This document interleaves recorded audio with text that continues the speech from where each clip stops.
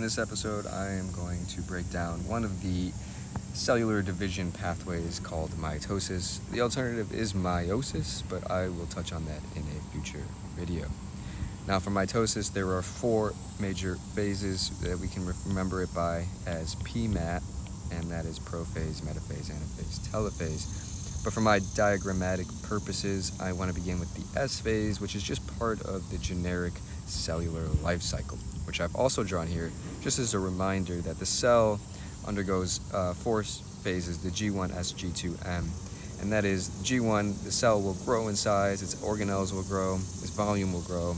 It will also, in this phase, have an offshoot for G0 if the cell is no longer going to divide and become senescent. Like neurons, they do not undergo cellular division. So that will grow, and then it'll enter the S phase, which is where we're beginning, and the sister chromatids are actually going to replicate. So these little orange little fingers here are going to double, and you can see that is the case here in prophase. And then it'll enter G2. The cell will again grow in size and volume, and then it'll eventually begin the entire four phases of, in this case, mitosis, where it eventually reaches cytokinesis and divides.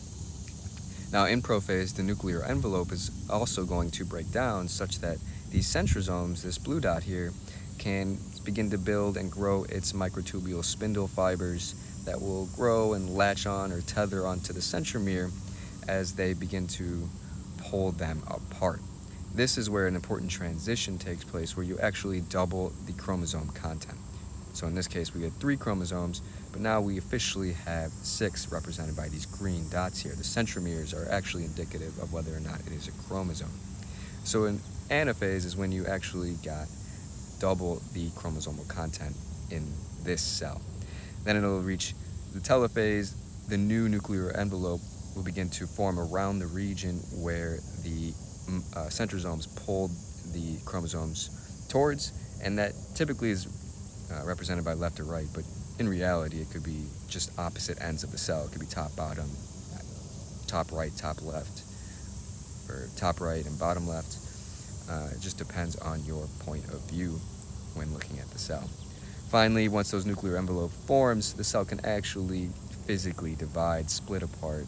This is known as cytokinesis, and we finally have a new cell from the original.